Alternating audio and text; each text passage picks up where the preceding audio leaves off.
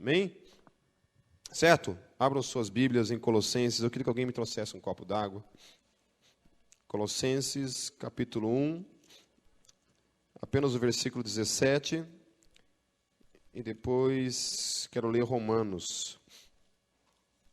Todo o livro de Romanos. Não estou nem prestando atenção no que eu estou falando.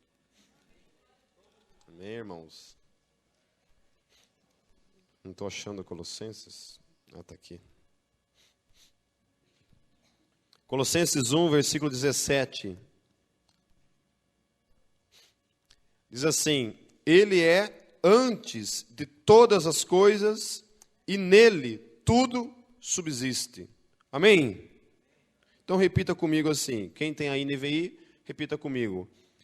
Ele é antes de todas as coisas e nele tudo subsiste. Amém. Vamos para Romanos agora, capítulo 8.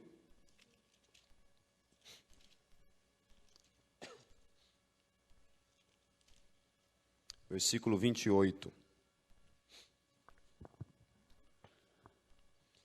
Sabemos que Deus age em todas as coisas para o bem daqueles que o amam, dos que foram chamados de acordo com o seu propósito. Vocês vão repetir comigo então.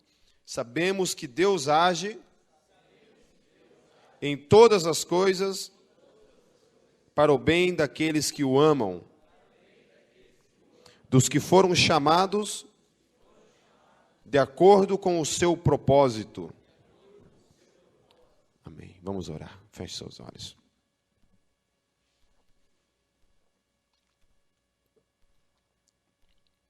Pai, nós queremos aquietar agora, Deus, a nossa alma, nosso coração diante do Senhor. Queremos estar com nossos ouvidos, Deus, atentos à voz do Teu Espírito, Senhor. Ministra e fala comigo, fala com cada um de nós. Teu Espírito está em nós e somente Ele pode nos proporcionar a graça de compreender, de tornar carne aquilo que nós compartilharemos nessa noite, Senhor. Tem misericórdia de nós, mais uma vez, ministra a Tua palavra, que é vida no nosso espírito, em nome de Jesus. Amém. Na semana passada, eu falei um pouco sobre essa questão da dúvida, né?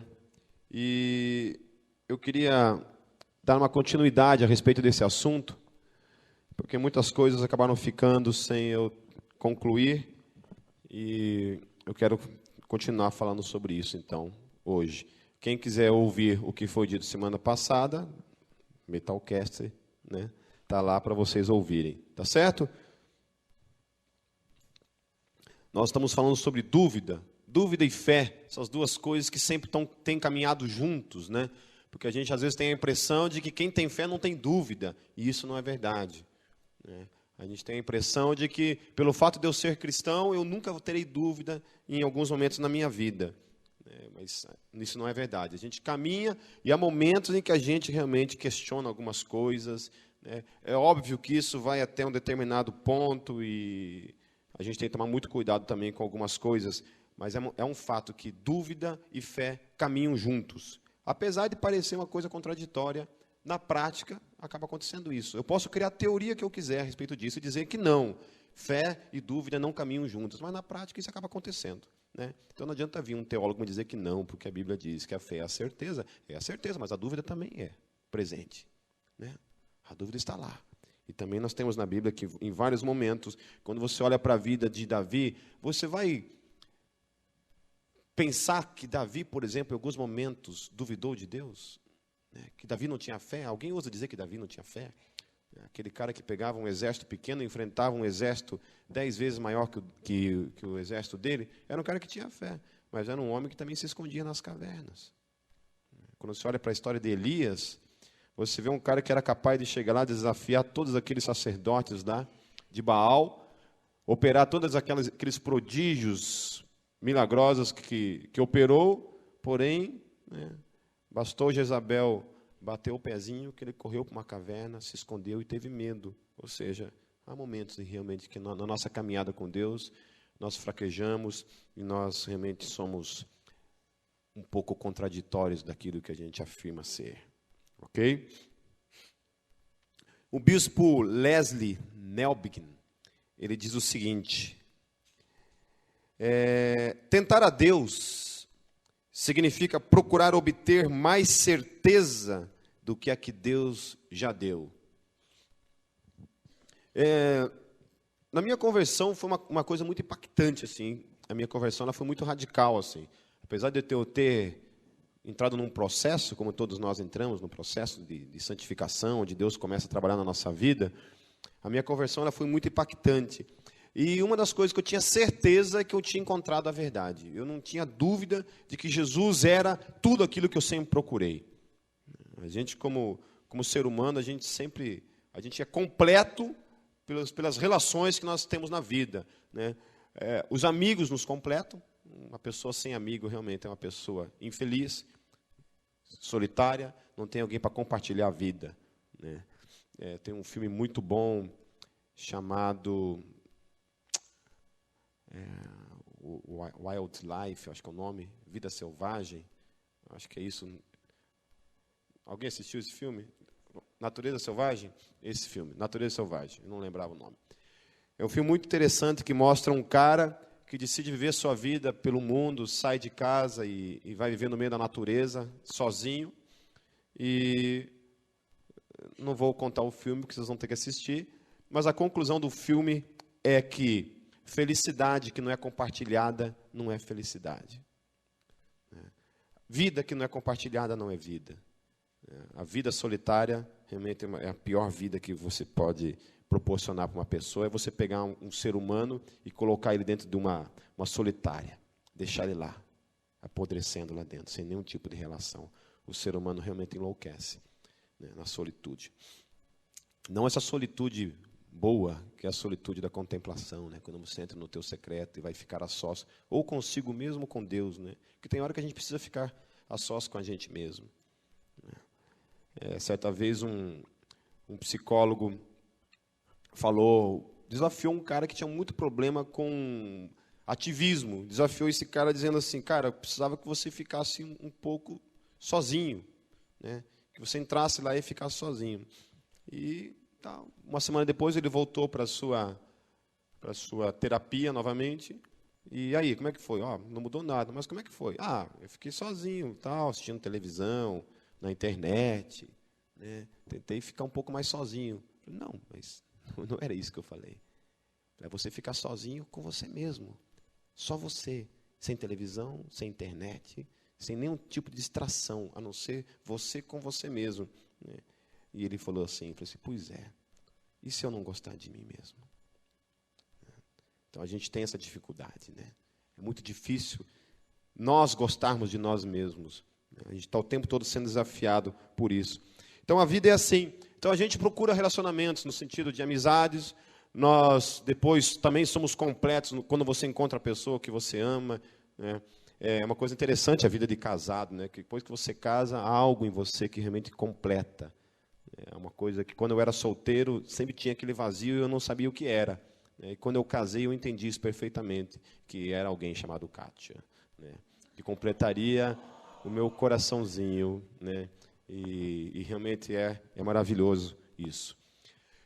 E a terceira questão também é relacionado a Deus, né? Quando você encontra Deus na sua vida, a vida toma um outro rumo. E isso foi algo que aconteceu na minha vida. Então, quando você encontra Deus na sua vida, a certeza, a direção e a verdade estão ali diante de você. E você começa a caminhar. Então, muito daquilo que está escrito aqui foi a revelação de Deus. Acontece que muitas vezes nessa caminhada com Deus, isso aqui não é suficiente para mim e para você. Então, Deus opera um milagre agora.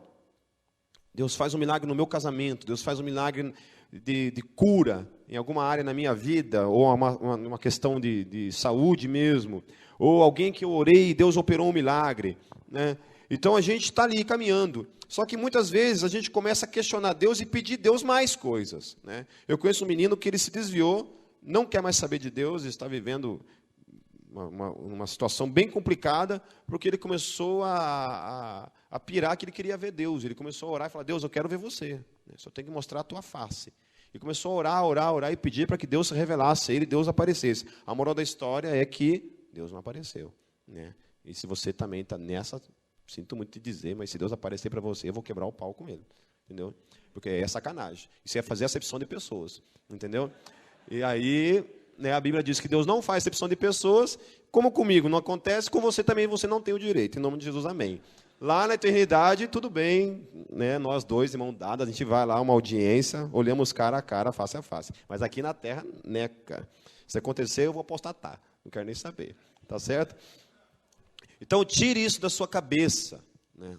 Esse jovem procurou isso, óbvio que não havia uma direção de uma liderança para isso. Né? Se eu tivesse me falado isso, eu ia falar, filho, você está perdendo teu tempo. Esqueça isso. Esqueça isso. Você não vê na Bíblia, ninguém viu Deus. Ninguém viu Deus. Tá certo? Se você ver Deus, você vai morrer. Você não pode vê-lo. Ok? Então esqueça aí essa parte aí, você está liberado. Tá certo? Então a gente começa a procurar na vida, né? De alguma forma, nessa caminhada com Deus, algumas inquietudes começam a vir e fazer parte da minha vida e da tua vida. E a gente começa a não ficar mais contente com as coisas simples da vida cristã. Né? E a gente começa meio que ignorar algumas questões que são questões básicas da vida.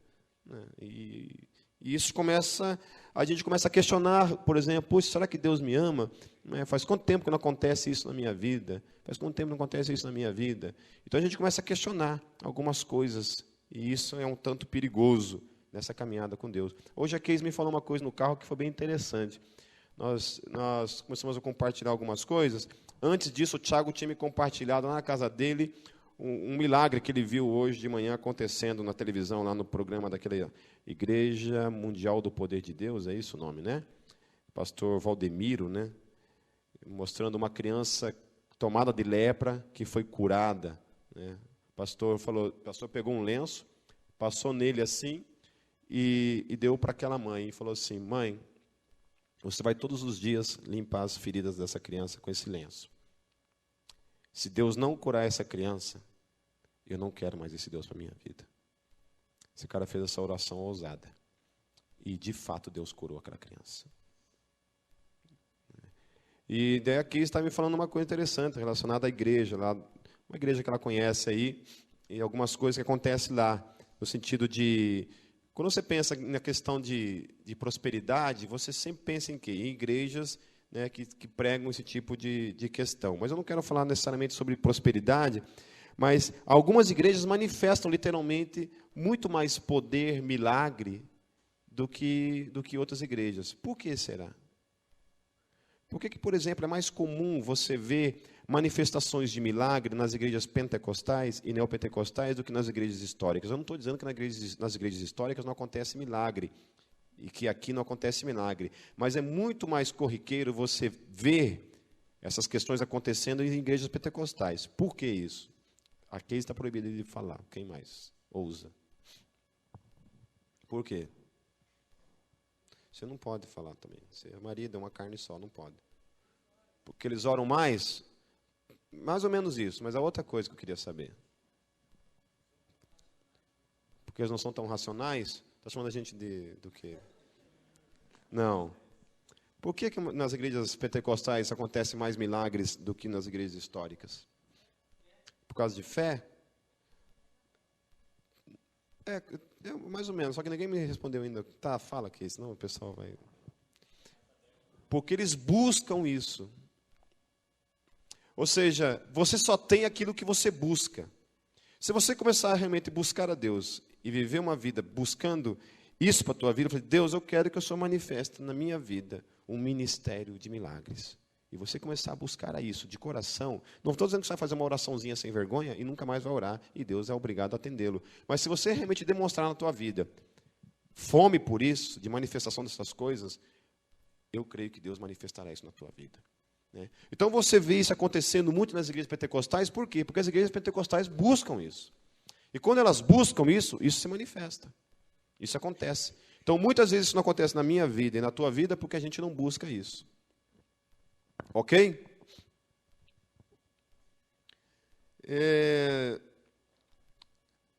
Essa questão, principalmente de quando a gente não tem respostas para algumas coisas que acontecem na nossa vida, né? Como é complicado isso, quando você se depara com uma questão, né? Eu tenho um amigo que está passando por um momento crítico e tem algumas questões assim que ele não consegue entender, não consegue resposta, né? E dentro dessa questão, muitas vezes, essa questão de predestinação, essa questão de onipotência de Deus, né, de soberania divina, isso nos confunde muitas vezes, não confunde? Não confunde eu e você, muitas vezes, essa questão de que Deus é soberano, de quando você chega lá na Bíblia, a Bíblia diz assim, que não cai uma folha de uma árvore, se não for da vontade de Deus, não é isso? Não é isso que a Bíblia diz? Que um pardal não cai morto, se não for da vontade de Deus, que um fio de cabelo teu, né, não fica branco se não for da vontade de Deus. Você crê nisso? Crê. Mas o fato é o quê? Qual que é o fato? O meu cabelo fica branco. Pardal morre? Morre.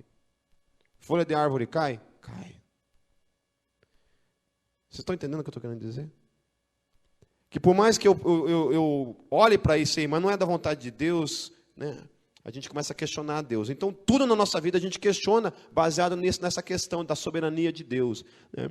Então, alguém certa vez desafiou, um repórter ligou para Philip Yancey e falou assim, Philip Yancey, tem como você vir aqui, no nosso programa aqui, e explicar por que Deus permitiu a morte da princesa Diana?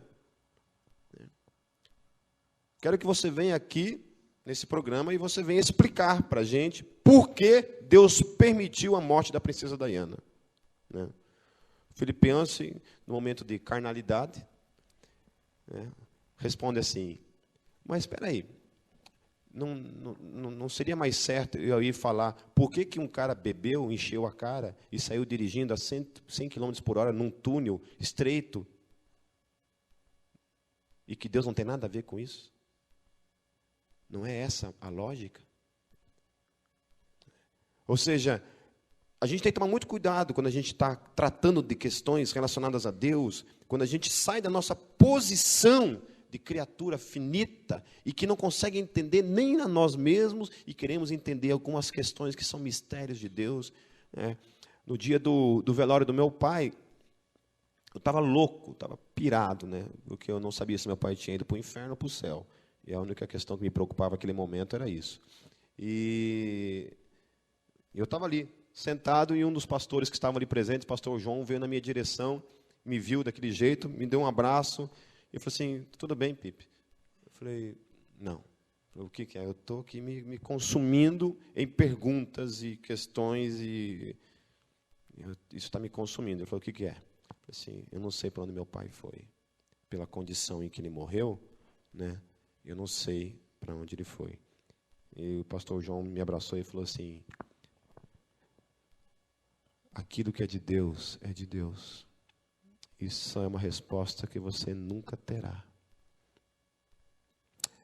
A questão não é a tua pergunta, a questão é o que você fará com isso que está acontecendo. Então, sempre, a pergunta de Deus para mim e para você, geralmente Deus gosta muito de responder me fazendo uma outra pergunta, né? Então, quando a gente está passando por um momento assim que a gente não entende, por exemplo, vou lá, quebro minha perna, perco alguma coisa na minha vida, passando por uma situação financeira, né? A gente sempre tende a perguntar para Deus, Deus, por que você está permitindo isso na minha vida? São as perguntas. E Deus, como um cara muito legal que ele nunca responde.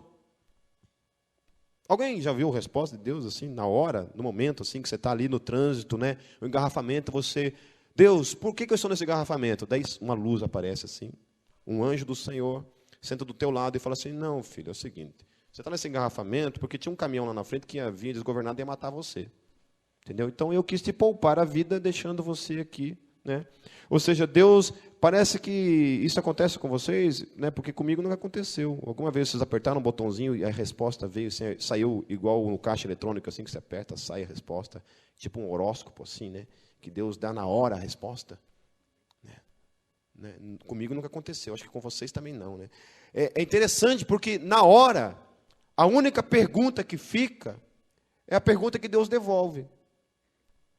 Então, Deus, por que isso está acontecendo? Há uma resposta bem assim, não te interessa. Né? Não interessa a tua pergunta, o que interessa é o que você vai fazer com essa situação.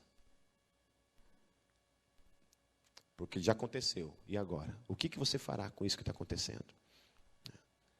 Então, é interessante essas questões, né? Em momentos de dor, a gente quer resposta. Deus só quer uma coisa de mim e de você. E não é responder nada, é a tua confiança. É saber se ainda ali, nesse momento, eu e você continuaremos confiando nele. Essas leituras que nós fazemos da vida, né? Certa vez uma mãe pegou, no momento de loucura, insanidade, colocou 2 filhos dentro de um carro, colocou numa ribanceira, tinha um lago embaixo, né? Colocou as crianças lá, amarrou as crianças lá dentro do porta-mala, eu acho que foi, não lembro direito a história, e jogou, colocou o carro no ponto morto e jogou o carro ribanceira abaixo. Quando o carro começou a ir, houve um momento de arrependimento dela. E ela começou a gritar desesperada, Deus, Deus, Deus, não permita que meus filhos morram. A moral da história é que os filhos foram para baixo d'água, morreram. Adivinha de quem é a culpa? De quem que é a culpa? Ela não orou? Então, a culpa é de Deus. Entende? Quando a gente pensa nessas questões a respeito de Deus, assim, há na Bíblia, em algum momento, Deus indignado com alguma coisa? Vocês acham que Deus se indigna com alguma coisa? A Bíblia que vocês leem, que é igual à minha, vocês veem Deus irado ali? Deus está irado, não está? Em muitos momentos, Deus não tem vontade de nos vomitar. Deus não manda fogo, tem hora. Deus não manda uma nação ir lá exterminar outra nação. Não tem hora que Deus pega, abre a terra e engole todo mundo? Não é assim? Pô, mas a Bíblia não está dizendo que tudo acontece conforme a vontade de Deus? Ou seja, não é uma contradição dizer que tudo acontece conforme a vontade de Deus, e ao mesmo tempo Deus estar irado com uma coisa que é a vontade dele? Não está parecendo uma contradição? Ou seja, se a Bíblia está dizendo que tudo acontece conforme a vontade de Deus, mas Deus se ira com algumas coisas, significa que muitas coisas que acontecem na minha vida, acontecem não porque Ele quer, porque aquilo não é propósito dEle, não é objetivo dEle, não é aquilo que Ele projetou para a minha vida e para a tua vida, mas acontece por uma permissão, mas não porque Ele quis que aquilo acontecesse. Esse mistério da vontade de Deus é algo que eu e você talvez jamais venhamos a conhecer e a compreender. Não sei nem se na eternidade a gente chegará a entender a mente de Deus. Porque a gente pensa que a gente vai virar Deus, né? O máximo que a gente vai virar é algo maior do que a gente é hoje. Mas não sei se nós saberemos de tudo, de fato. Tomara que sim. Então a gente entra nessas coisas, né? Aí essas perguntas pararam de me consumir. Descansei em Deus, falei, bom Deus, se eu não vou ter uma resposta, eu tenho que continuar em frente. Tenho que continuar caminhando. Em nome de Jesus. No momento em que nós somos desmascarados como seres frágeis e mortais, atacamos violentamente quem não é assim. Quem não é frágil? Deus.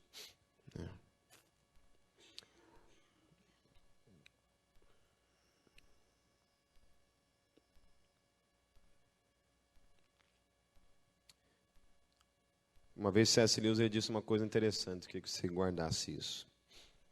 Se Deus quiser que eu escreva mais livros, seja bendito.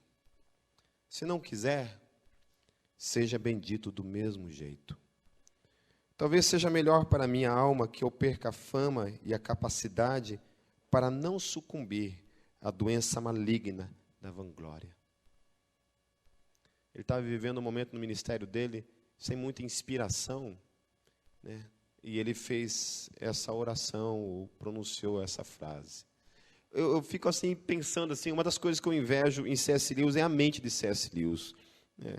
Como um homem consegue ter tanta sobriedade e encarar a fé e a caminhada dele com Deus da forma como ele consegue encarar. Um cara que tem toda a oportunidade na mão para se tornar uma estrela, né? alguém poderoso, alguém com fama nesse mundo, esse cara tem a capacidade de olhar para um momento de crise, de falta de inspiração, no momento em que ele estava ali, e dizer assim, se Deus não quiser mais que eu escreva livros, que Ele seja bendito. Será que eu e você temos a capacidade de dizer isso para Deus? Será que a gente é capaz de renunciar? Às vezes eu tenho medo de algumas coisas com relação a Deus. Tenho medo que às vezes ficar surdo, por exemplo, né? Porque eu não sei, eu não saberia o que é viver sem música. Eu não sei. Então, às vezes, se você me vê com meu fonezinho aqui, que eu estou tentando preservar um pouco mais, tentar aguentar mais uns 40 anos aí pela frente, né? Mas música direto, isso aí vai minando, né? Você que gosta de usar, né, fone de ouvido aí, ó, com muito alto, tome cuidado, porque é irreversível, viu?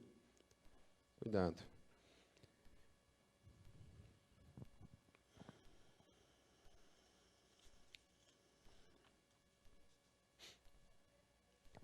Quando a gente lê a história daqueles 3 jovens na fornalha, lá no livro de Daniel, Mesaque, Sadraque e Abednego. Abednego, nome bonito, né? Abednego.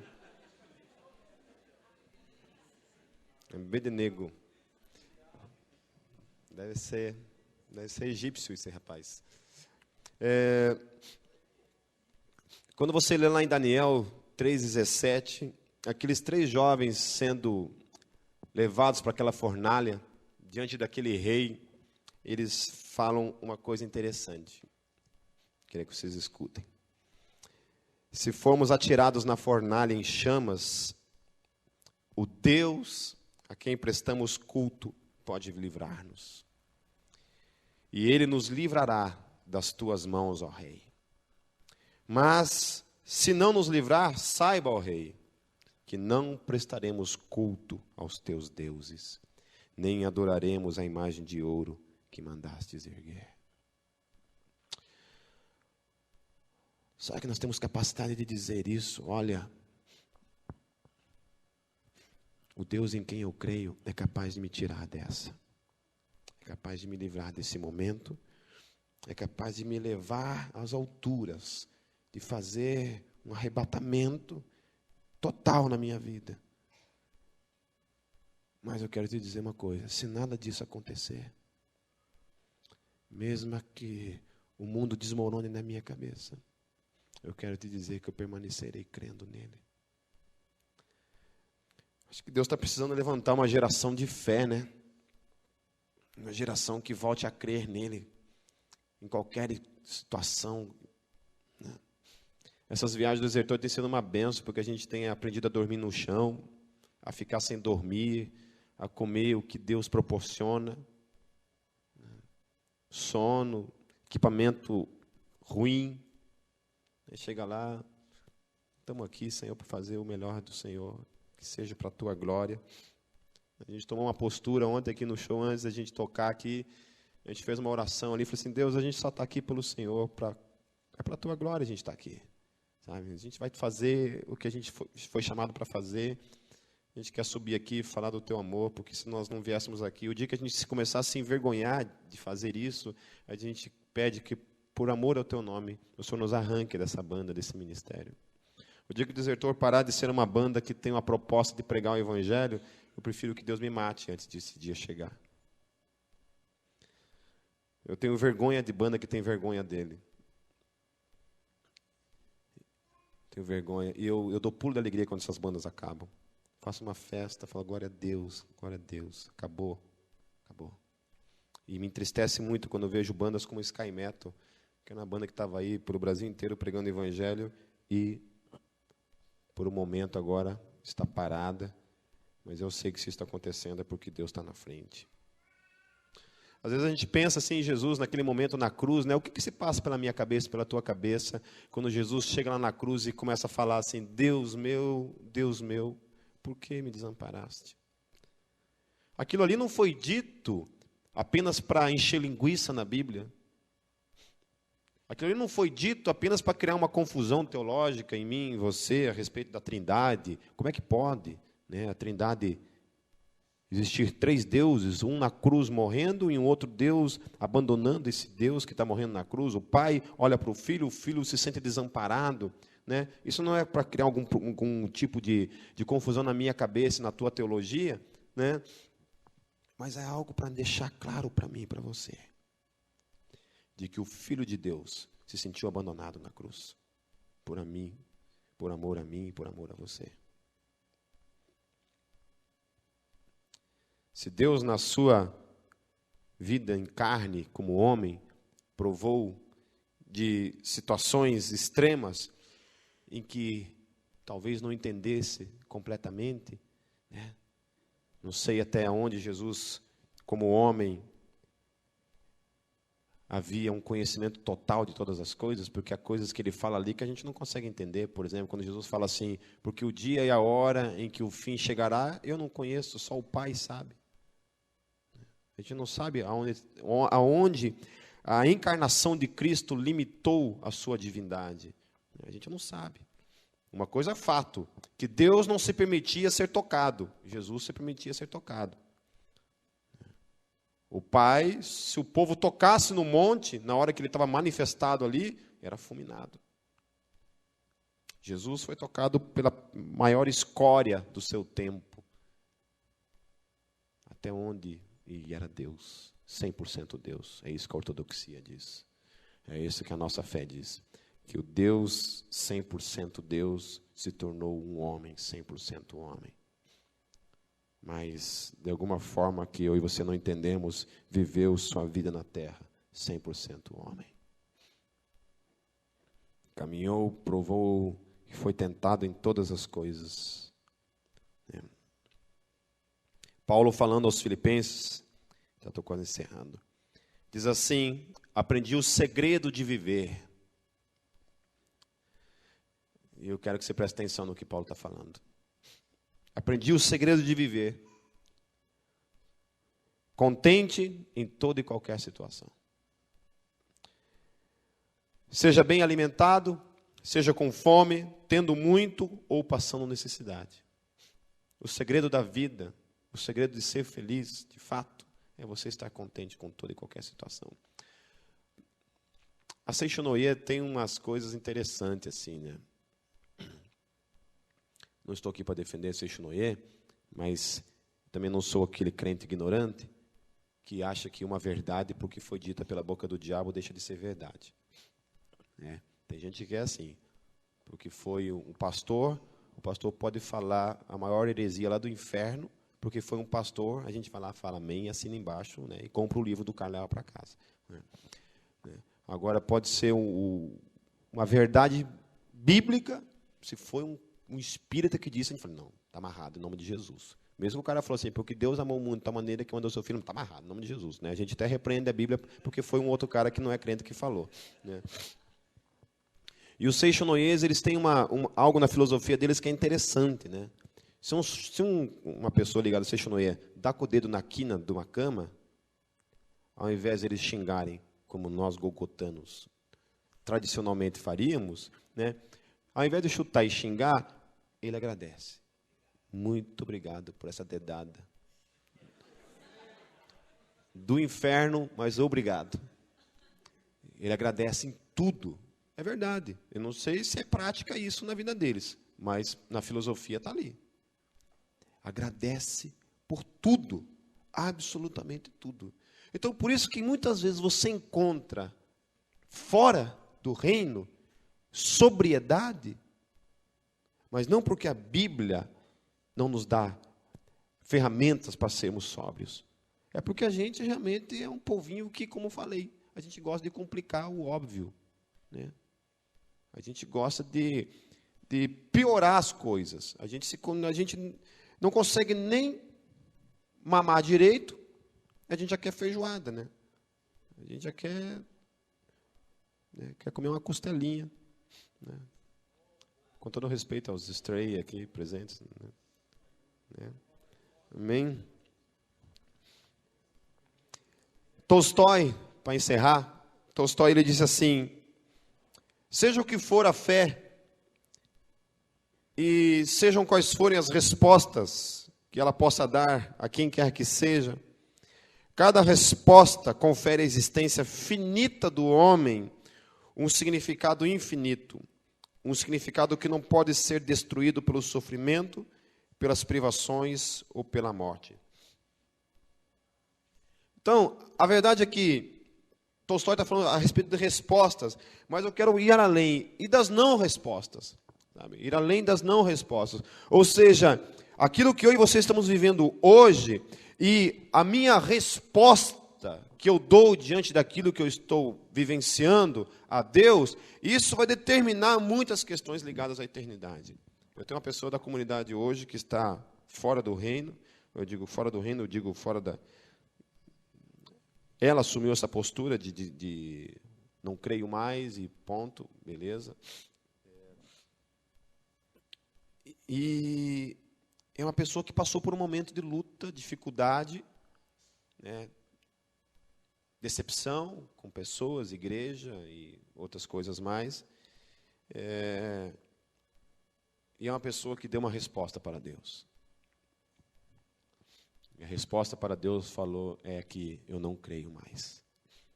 Se a vida cristã é isso, é uma vida onde você pode se decepcionar com pessoas, né? Não sei em qual momento a Bíblia disse que você tinha que confiar em pessoas, né? Mas é uma pessoa que deu uma resposta para Deus. Como é que está sendo isso para você? Como é que você tem respondido às lutas que você tem passado e enfrentado na vida todos os dias? As suas decepções com Deus, com pessoas, né? E com outras coisas mais. Quais são as respostas que você tem dado? Quais são as respostas que eu tenho dado a Deus diante disso? Volto a falar. Dificilmente você terá alguma resposta. Mas você terá que dar. Não tem jeito. Deus não vai responder nada, mas você vai ter que responder a Ele. Isso é algo que eu e você não temos como fugir. O simples fato de eu dizer não quero responder já é uma resposta. Nós estamos aí, passando por toda sorte de lutas e dificuldades. E nós temos que responder. E a pergunta é: